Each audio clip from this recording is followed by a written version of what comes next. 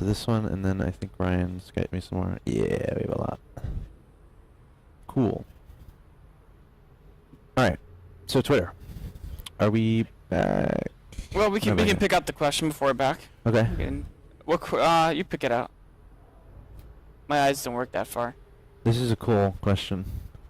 Given the current meta, do you think it's possible for the Protoss to engage the Zerg's GG Lord Infestor efficiently? That's a great question. Is hatch canceling really going to follow up, put the Zerg player further behind than a Protoss pylon blocking? When Rain was going for air toss, why did Hawk choose to use Corruptors instead of Hydras, and what is a good idea? Why don't Rain go for a 2-base all-in when Hawk delays his there so long? Do you think there's any weaknesses in this play? Why did Rain delay his Colossus for so long against Hawk? Okay. I think I like this one. Yeah, let's do it then. Okay. Let me message him as key while we're in a break. So what's the question? The question is, when Rain was going air toss, why did Hawk choose to use Corruptors instead of Hydras, and was it a good idea? Okay, I guess I'll answer that while you're so Hydralists are bad against everything Protoss makes. No, you know what? On creep versus Zealots without charge are pretty good. So look with a Night Assault, if you can get creep there and you're fighting slow Zealots, they're pretty good in that situation. And they're about even versus Immortals and Stalkers. So they don't beat them, but at least they don't lose to them. So, and they're kind of bad against Phoenix, but they're pretty good against Void Rays. So they're basically pretty weak units overall. Whereas Corruptors, of course, he was already planning to go muteless, so he had the Spire done. Corruptors beat Phoenixes, and in most cases, they beat Void Rays. Of course, if you can get equal number or equal resource in Void Rays, then it's different, but that's generally not going to happen. And they're great against Colossi, Mothership, determined to breed towards late game, so they actually have uses in the game beyond just defending harass. Whereas Hydras, it's like maybe you can defend an air harass, but they're kind of bad at everything else. So definitely Corruptors are I think a stronger choice. I mean, I still wouldn't get Aspire to get Corruptors against there. I would get Infestation Pit, right, of course, and go Infestors. Yeah. But if you already have Aspire done, when in doubt, Infestors. Yeah, yeah. All right, let's choose one from. You can choose one from the chat. Can you read that? Can you read those? No. Okay, I'll read them out. Given the current meta, the same from before. Given the current meta, do you think it's possible for the pros to engage the Zerg? Let's just do that one. Oh, wait, given the current meta, do you think it's possible for the Protoss to engage the Zerg's GG Lord Infestor efficiently? Because this guy thought I answered the question, he got angry. And I don't want him being angry. Yeah. Because that's the problem I have when it gets super late game, and I'm just trying to figure out, okay, how do I engage this death ball? You have to engage it when it's split up, right? What if they don't split it up? Well, then you keep killing their bases until they split it up. Like, you just keep using recall and attacking different bases, and eventually you have to split it up. Or if they don't, eventually you get Carrier plus Storm.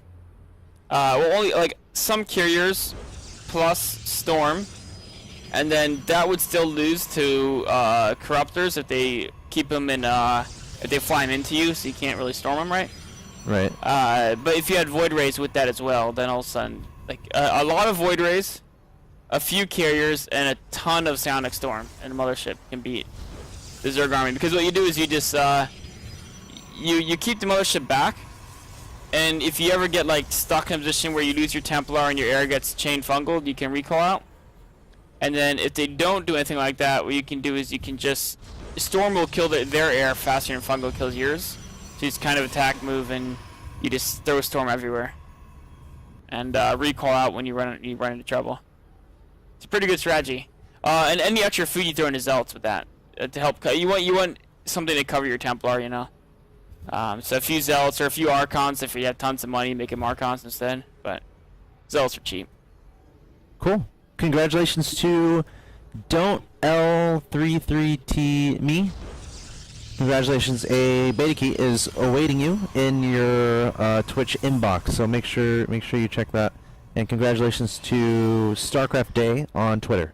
And again, if you want a Heart of the Storm key, tweet at us questions during the game, and if we answer your question, you will get a Heart of the Storm key. Of course, tweet at MLG, at ISAxlab, and at Axel Toss. But here we are. on Daybreak, and we're watching Ooh. Rain. Rain's going Phoenix. Yes. I love Phoenix play. It's so fun. I don't anymore, dude. I used it in a tournament, and it didn't work out for me. Yeah. This guy went Zealot, Stalker, Nexus, Twilight, Blink without scouting me. It's a good build. Perfect counter to my Phoenixes, and then I just couldn't do anything with that. Here's the question. If Rain went Phoenixes against that guy, against his build, Rain would have lost. you think so? Build order, 100% complete loss. I'm skeptical. What was Rain going to do? He would have macro better, and then also with his Are first you saying my macro isn't good? as good as Rain's. That is correct. You be careful. But also, I mean, a lot of it's reaction when you go Phoenix, right? So you gotta scout with the first Phoenix, or already scout with the probes. You know what they're doing. If they expand real quick, you have to counter expand. Or you can just do an all in. You just, That's what I tried to do. you go to 4-gate Phoenix. If you gotta cut probes down to you know, reasonably. I was indecisive. At first I wanted to Yeah. expand, and then I wanted to do an all-in. Yeah, can't be Yeah. indecisive. Anyway, Rain going for Phoenix here. Now we're trying to scout their Seas 2 Centuries. This is the build I use. That Rain's doing. It's a good build. It's like the exact same build I use. Oh, how many gateways does he have? 2 or 3? 2 gateways. Oh, okay. I usually Nah, got Robo. 3. Huh. Going up to 3 is, unless you want to do an all in, doesn't help you. Oh. Uh, Well, what if he attacks? It's nice to have. 2's fine. Okay.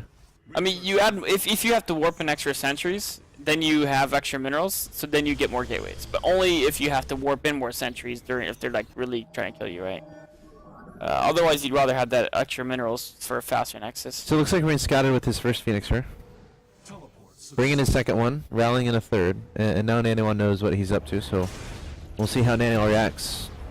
Right now it's just expanding, making it immortal. Doesn't really seem concerned about the Phoenixes. Not too concerned. Which I think is the right thing to do. Just keep making probes, keep making gateway units. I think Rain just saw the blur over his natural of the Observer, and he's rallying his Observer directly toward his, which is pretty cool. It's pretty cool. That's something I'm really bad at doing. I'm Yeah, really bad at I would sensors. have to agree that you are bad with that. Yeah. Definitely one of my primary lack of skill elements. But Rain's trying to get some damage done, but Naniwa is really intelligently. He knows he doesn't have enough units to cover both bases right now, so he's just mining from his. It looks like okay, now it's moving down, so now it looks like he wants to cover both bases. There's the Observer. The question is, at some point will Naniwa go to attack Rain's natural? Because a lot of times when you go Phoenix, it's hard to forward Phoenix and expansion, and if you're teching a decent number of units. And so the player who just does expansion, if they just go pure gateway units, they can often just kind of muscle over your expansion. You gotta consider, obviously, the rush distance here. The Immortals are gonna take a while to march across the map, and your probe, if it gets picked off by these Phoenixes, that can be problematic. Oh, that basically stops your attack cold if that happens. So a lot of risk involved in that type of a strategy, I think. And I mean, Nana was not adding more gateways. With that, you would not make more mortals. You'd add in like 4 more gateways. Now Rain is getting the tech lead somehow. Look at his Robo Bay. It's already like slightly ahead. It's because Rain has been not making any units because he knows exactly what Nano is doing. He saw Nano was not adding more gateways, so he knew he didn't have to warp in units. So Rain hasn't warped in a gateway unit in the last about 3 minutes, and that's why he can spend ultimately on attack. Whereas, Nano's had to warp in units to make sure it doesn't die this Phoenix harass too much. But it's still doing damage. Rain is similar to last game. He finds ways to do damage in Phoenix where. I love Phoenix. I thought you said you don't like him. Well, not anymore. You changed your mind. I like control. You're fickle, man. You're fickle. I'm really able to control them and do lots of damage with them, but just when you open, the person you're playing just direct counters. It's like I've lost faith in my PvP build with Phoenixes. I've lost faith in it. I don't think there is a direct counter, my friend. I'm telling you, man. He opened Zealot, Stalker, expand. Stop talking about me. Yeah. Talk about Rain. Now he's adding in gateways, which it's interesting to note exactly how greedy he's being, or like what he's investing in. So he added in the 3 extra gateways before a second Robo or a Forge or a Twilight Council. So I think maybe was a little worried Nano would hit some really strong composite timing against him. Now, at what point do you decide to throw down a second Robo and go into double Colossi production? If you're either of these players right now. Either one could do it right now. Yep. I'm actually really surprised Nano was not doing it. Rain, of course, can get that Forge. Has Nano started Colossi Rain yet? No. Huh. Oh, Nano's going for a little bit of timing here. How many gateways does Nano That's a have? fantastic. I'm just gonna unclick just so we can see what Nano is up to. He's now building probes. Let's see, 1, 2, 4, Only 5? That's 5. 5. He should be getting more gateway. He has no probes in his yeah, last you're one. right. So, what's his total worker count? 32 versus 44. Okay, yeah, so 5 gateways makes sense for 32 workers. He has a big army, though. Holy moly. It's equal food, but he's got 10 less workers, so... and Rain doesn't have Colossi range yet, so he doesn't have that advantage. I like how Nano got the 1 Colossi just to break force fields. That's pretty cool. And also, he kills Zealots fast, so he's pretty immortal heavy. So if he can kill those Zealots really quickly, then the Immortals can get to work on the more important units. He's got to go before Rain gets range. Naniwa throwing everything at Rain, and look at this. Rain does not have range yet, so how well is this going to work? Nice little isolation there. The Colossus is getting picked off, so force field's going to be super effective. And now how does Naniwa break these force fields? Oh, doesn't even need to. Yeah, he's out. Rain's out. He has at least one. Yeah. Not But he's essentially out. And now Rain is in a tough position, but look at that, picking up the Immortals. Oh, brilliant. Of course, you won't be able to kill them. Thermal's done. Thermal's done. Rain's got to get more Zealots, though, or else these Immortals will plop through his units as soon as they land. But picking them up has given the rest of his army so much longevity. Yeah. I think Naniwa really missed out on their damage throughout the fight. But now the Phoenix is out of energy. Here come the Zealots. Oh, Naniwa, Rain needs Zealots of his own. Those 2 Immortals will pound. Okay, probes. He can afford to do that. Probes are basically like Zealots, but not as strong. By that I mean they're light, they're not armored. Fair enough. And they're melee. Ooh, the Immortals trying to work. The Immortals are dangerous, you know. Colossus is a micro master, man.